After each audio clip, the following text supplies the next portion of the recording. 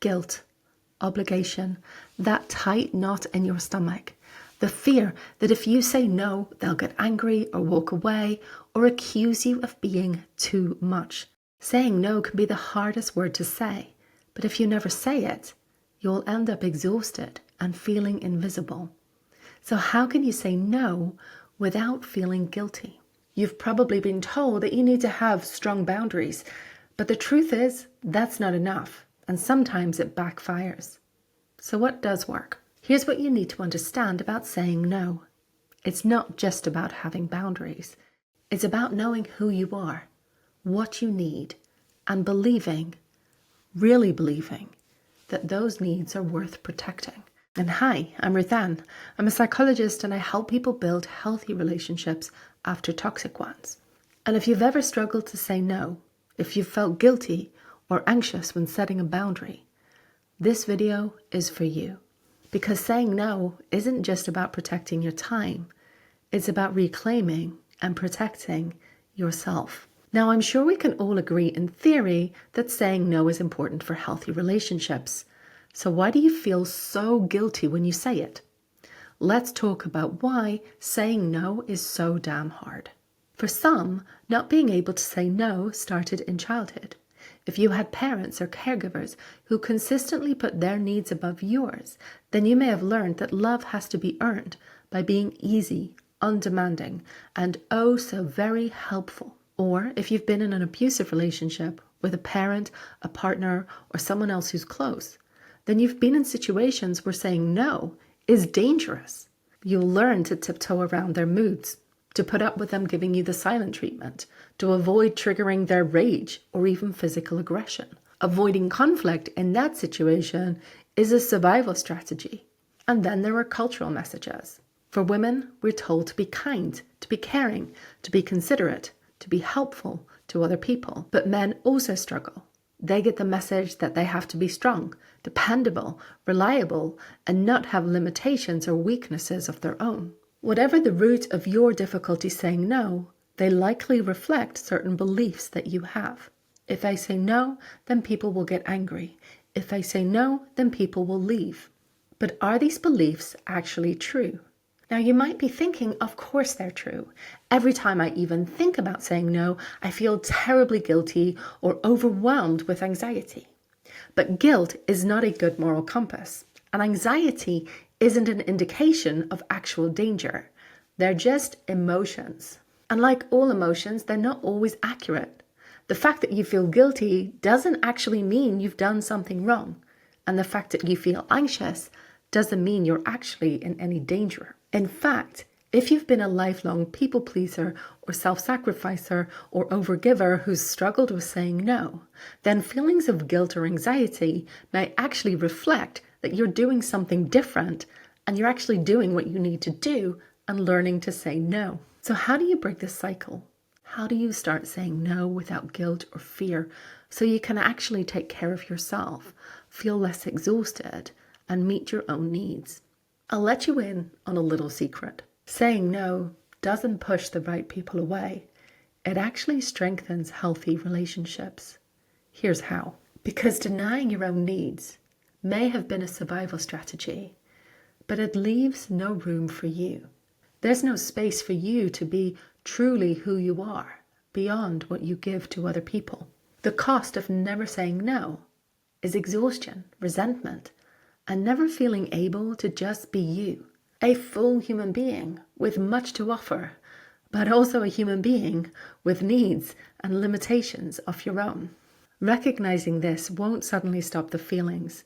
Guilt and anxiety will likely still be there when you need to say no.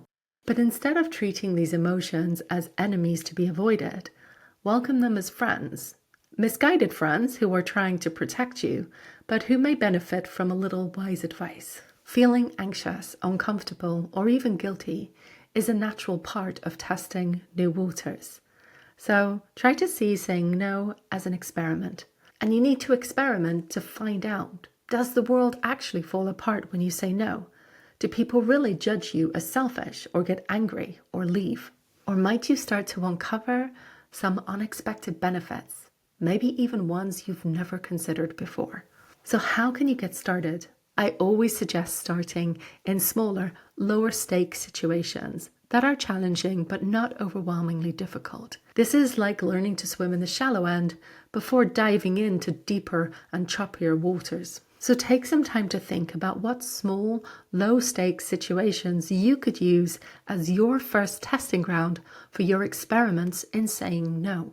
You might start by saying no to taking on extra work, or by declining an invitation to an event that you're really not interested in. And you can start by saying no to people who you know are reasonable and considerate. So not people who are prone to sulking and guilt tripping and having angry outbursts. These are manageable scenarios where the consequences of saying no are likely fairly small, and so you get to develop your skills. Because saying no really is a skill, and it's a skill that you can develop.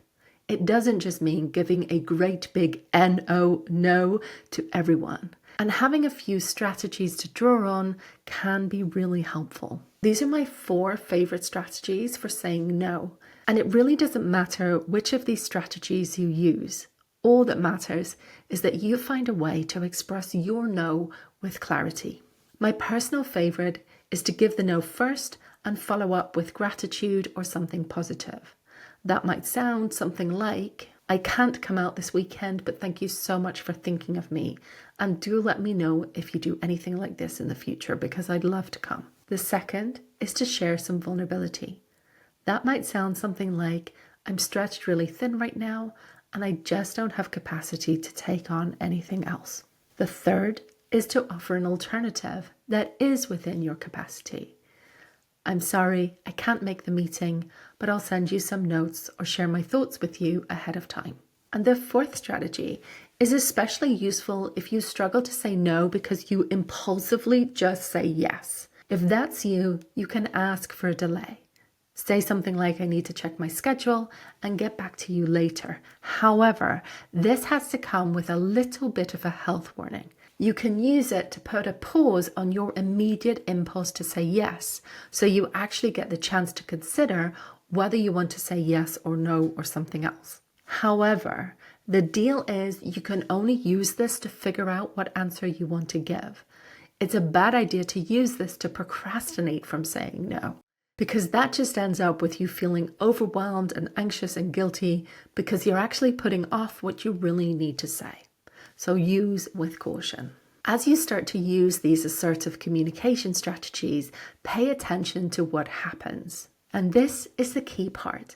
Every time you say no, you're not just setting a boundary. You're gathering valuable information about how people really respond to your limits and boundaries. And you're giving yourself the opportunity to bring your whole self into your relationships, your real emotions, your needs, your vulnerabilities, and your limitations. And all of this is reshaping your relationship patterns and making healthier relationships far more possible. More often than not, you'll find that the fallout from saying no is far less dramatic than you feared. But here's what most people don't expect.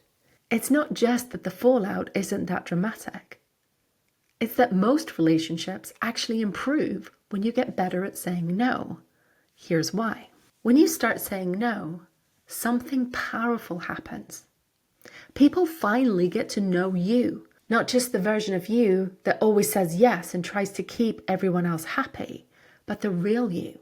They get to know your needs, your limits, your values, what's most important to you.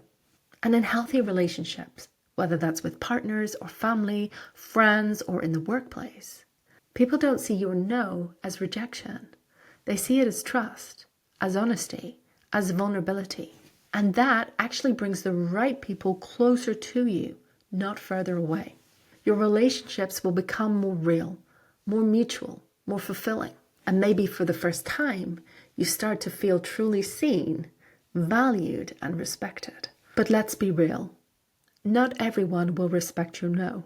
Some people will test you. They'll guilt trip you, give you the silent treatment, or get angry. So what can you do when someone refuses to take no for an answer? Check out this video right here.